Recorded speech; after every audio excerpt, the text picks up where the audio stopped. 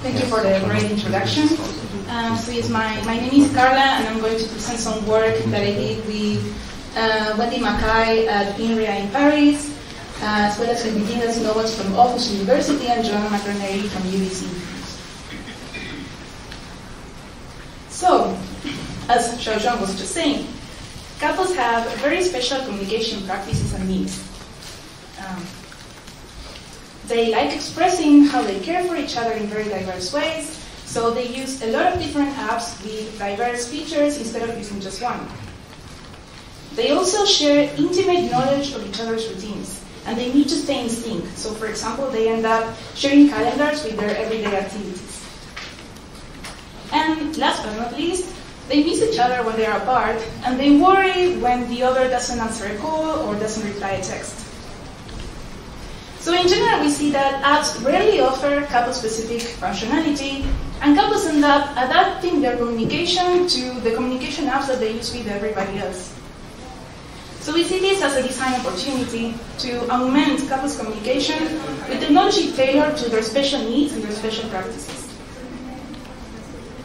So one approach in the literature is to share streams of intimate data that provide context about the other.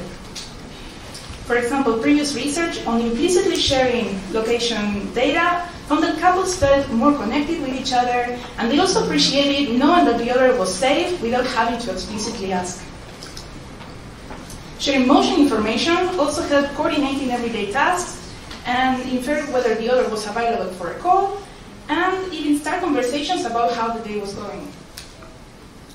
And more recently, a study about sharing heart rate information also found that couples had increased feelings of connectedness, and there were also situations where they started conversations about the data they were sharing.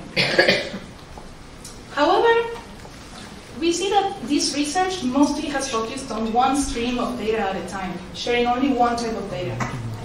And we wondered how would couples take advantage of sharing multiple streams of data that share different situations. Also, most research also focused in sharing only live data, and we speculated that persisting data and showing past events could also provide richer contextual cues. So in this study, we investigate how couples' communication changes when they share multiple persistent streams of contextual information. So for this, we built a technology probe, which we called Lifelines. That is a timeline, a visual timeline of contextual information shared between the partners. You can see that the visualization appears as a notification, which couples cannot be dismissed. It's sticky, and so they have access to it regardless of the app that they're using. So presenting Lifelines as a notification has two key benefits. One, it provides peripheral awareness in the notifications panel where partners see their incoming messages. And second, users can overlay the notification on top of any communication app that they're using, so they can augment their current conversations with contextual information. Partners can also open a configuration app that is called the Line Builder, where they can see a legend of the streams that they share with each other. On the top, we see the user's lifeline, and the one below is their partners. And they can share up to 6 streams of contextual information, which we selected based on previous research and also based on what types of data most phones were able to support. So these streams appear in layers. First, we see the battery level. On top, we see the closeness to home, how close the user is to home. Then, whether media is playing or not, whether the user is walking or not, the timestamp and duration of outgoing calls to their partner, and last, the timestamp of SMSs sent to their partner. So here, for example, a user is playing a game. We can see that the black battery level gets thinner as the phone battery drops. And here we can see that as the user approaches home, the closeness to home stream gets darker. So partners can individually choose what streams they want to share with the other, and they can turn them on and off whenever they want. And they can also customize the aesthetics of their lifelines to make them more personal by choosing different colors and different patterns individually. So we ran a longitudinal study with 9 couples where we used Lifelines as a technology probe to know more about how multiple persistent streams of contextual information affected their communication dynamics. The study started with a setup and then a 3 days training period where they only saw their own lifelines. And in this way they were able to get used to how the visualization reflected their everyday activities. Then they started sharing their lifelines for 3 weeks, and we did 2 interviews in between weeks. And last, participants uninstalled lifelines, and 1 week later they answered a questionnaire. We collected 22 hours of video from 34 interviews, and for this we shared a link to each participant with a website showing their historical lifelines. We asked them to share their screen with us so they could point to the specific moments where lifelines had an effect on their communication. We coded these interviews with chronologies, and then we continued with the thematic analysis. So, what was the value of sharing multiple streams instead of only one type of data? Participants inferred context by interpreting a mix of streams together to obtain more precise contextual information or to disambiguate the meaning of a single stream. For example, for Mona, if she saw steps on top of a light closeness to home, she knew that her boyfriend was walking around campus. But if she saw steps with a dark closeness to home, she knew that he was most probably walking the dogs around the house.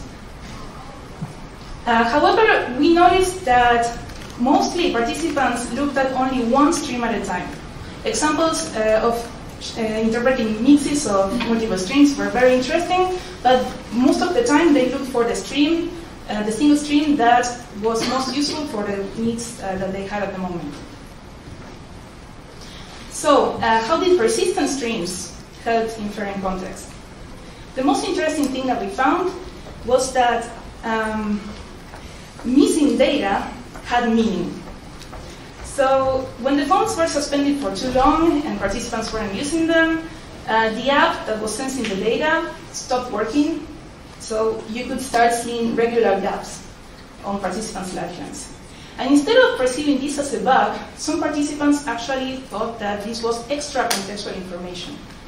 For example, Barry explained that when he saw these regular gaps, he knew that his wife was away from the phone and probably running after the kids.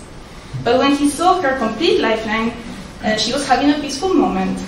The kids weren't doing anything strange, and she was just relaxing, scrolling Facebook. So patterns of missing data provided additional contextual information, and this was thanks to persisting past events. So another question that we had was how couples communication changed when using this probe. We found that lifelines sometimes replaced direct communication when people just looked at the data instead of asking a specific question. For example, Rick learned to recognize that when Nina was outside the city, her closest to home stream was empty. It didn't show up. But as she was approaching home, it started appearing. When it just started to appear, it meant that she was an hour away from home. So he used this pattern to start estimating when to start preparing dinner. And one time, he didn't order food on the phone, and the food arrived at the same time as Nina. So in other cases, we found that instead of replacing communication, contextual information triggered direct communication. That means a partner texted or called each other after seeing unexpected or curious data on their lifelines. For example, Dory noticed a series of blue crosshatch patterns on John's lifeline while he was at work. And wondered why, because she didn't expect him to be listening to music at work. She texted John, asking, and he said it was actually a Farmville-like game that he had just installed. And this inspired Dory to also install the game. So then they started talking about games every day, and that was very nice for John. So it's very important to notice that we found very strong individual differences across and within couples. So the streams that trigger or replace communication actually depending on each couple's routines, their needs, their values, their knowledge of each other. For example, we can see how media playing and steps were valuable for Dory and Kelly.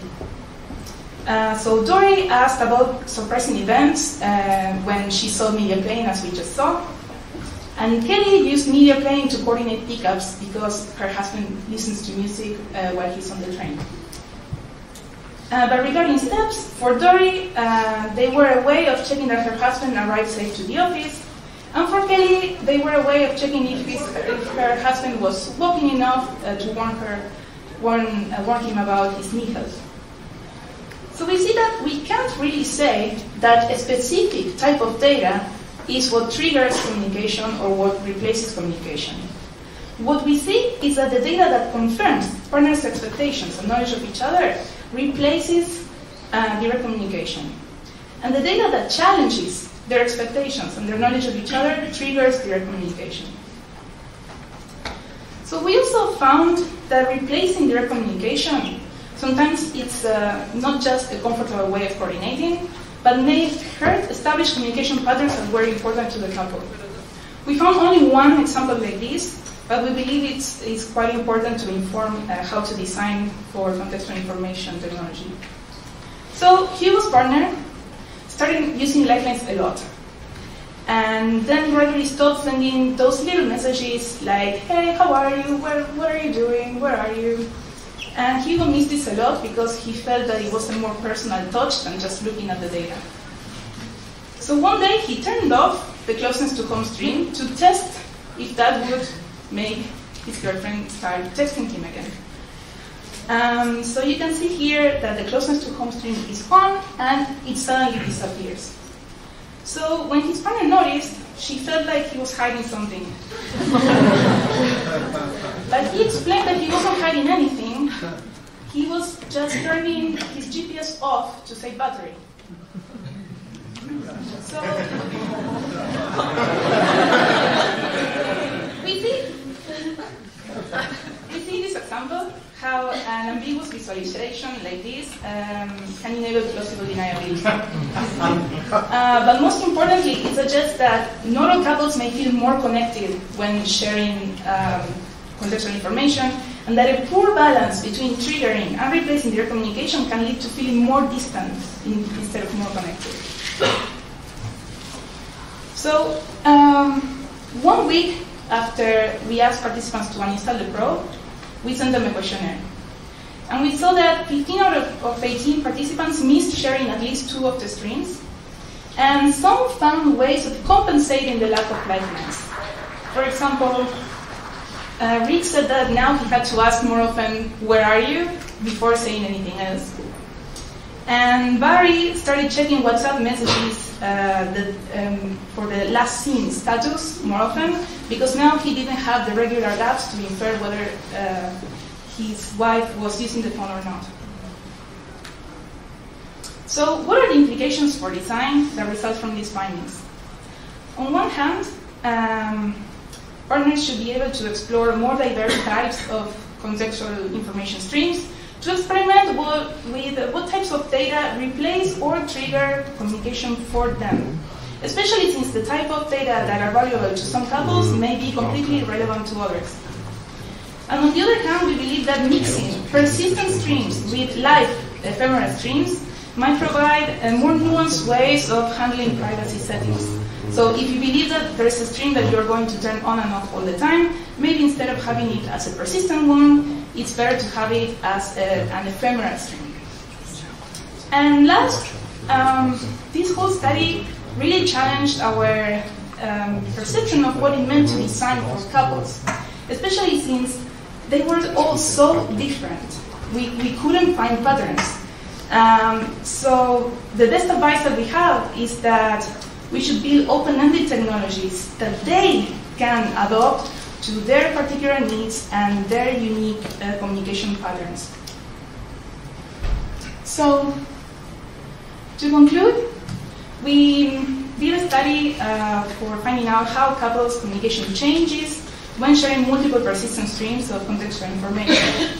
And the most important takeaways are that whether a stream triggers or replaces their communication does not depend on the particular data that is shared, but it depends on how it challenges or confirms the knowledge of each other in the couple. And that the effects of sharing contextual information are deeply personal. So it is essential to provide diverse opportunities and nuanced control over the data that each couple shares. Thank you very much.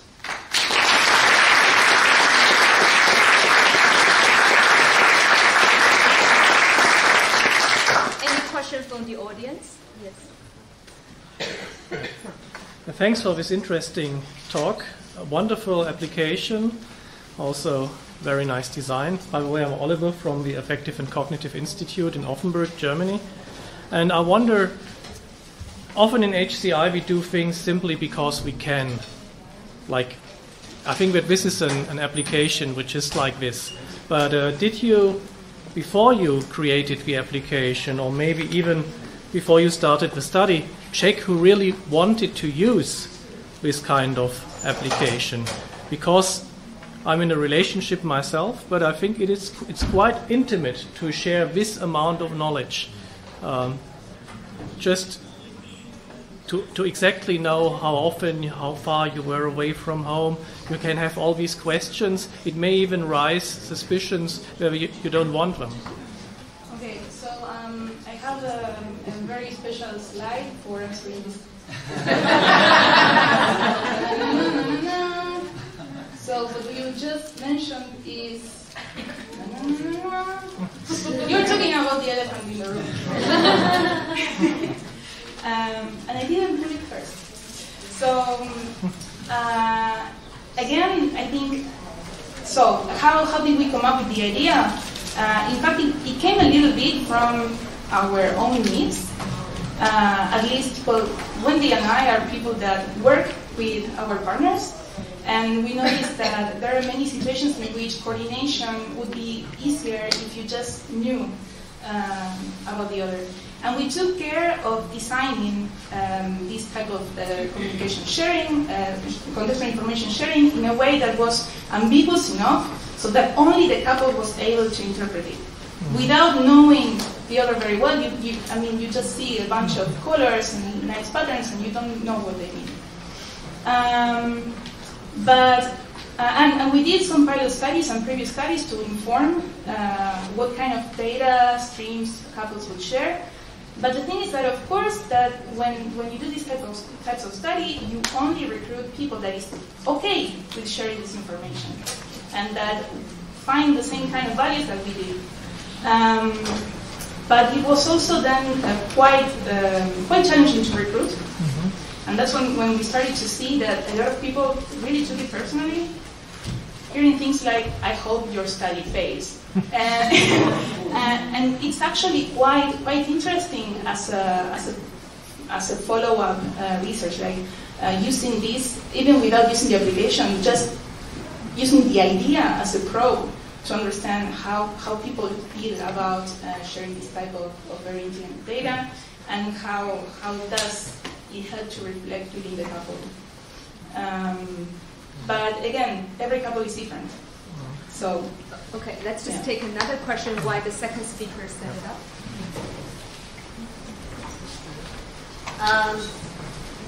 My name is Christine. Great presentation. You made a bit of an implication about it before, but did you feel or have any comments about